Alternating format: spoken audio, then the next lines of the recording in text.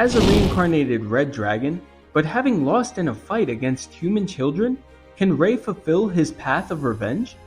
After returning home, Scarlet noticed the wounds on Ray's body. But Ray didn't want to worry his parents, so he lied and said he got injured during training. Following his defeat in combat, Ray trained even harder. Amy felt guilty about her brother's actions and often accompanied him during training. After another training session, Ray and Amy went home together. Ray knew that his red hair was considered a curse by the villagers, but Amy's encouragement deeply moved him, despite the villagers' prejudice against his red hair.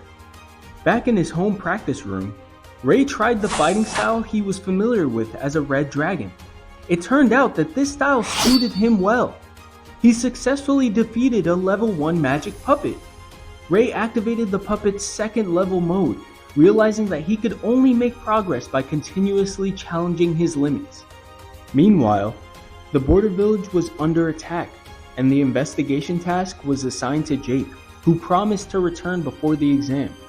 Ray wanted to proudly show his father that he could defeat a level 1 puppet, but before he could say anything, his father had already left. When Ray arrived at the training grounds, he realized that Amy hadn't come today, which made him feel somewhat disappointed. He planned to ask about Amy's whereabouts the next day. However, as Ray reached the village's entrance, he noticed that people were preparing to search for Gary, Amy, and their other 2 friends in the forest. It turned out that Gary's group intended to hunt monsters in the forest, but it was clear that the 4 children wouldn't stand a chance against the monsters. Ray initially thought of ignoring it. However, he recalled Amy's kindness and ultimately decided to venture into the forest to find her.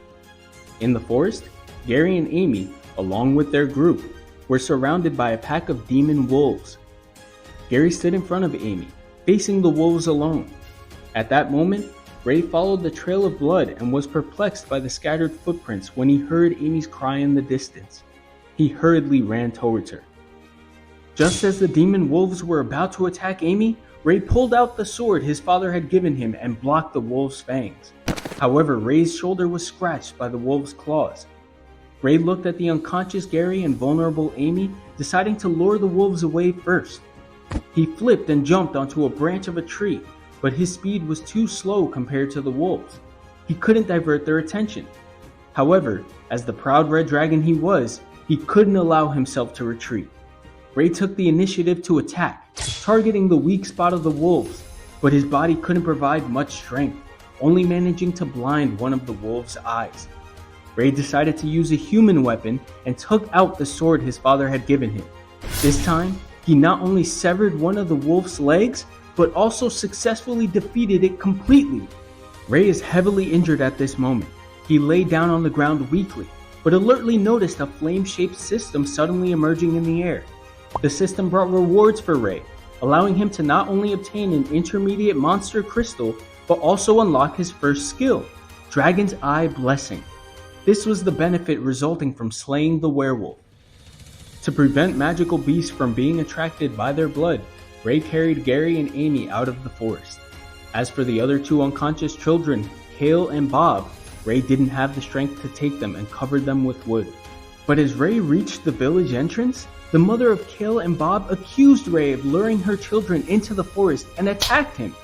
Just as this rude woman was about to strike Ray with a wooden stick, Gary blocked it with his arm. He reprimanded the villagers' actions and didn't allow anyone to harm Ray, the person who saved his life. How will he grow after experiencing malicious treatment from the villagers? And will these irrational and crazy villagers face consequences? Stay tuned for our next exciting commentary.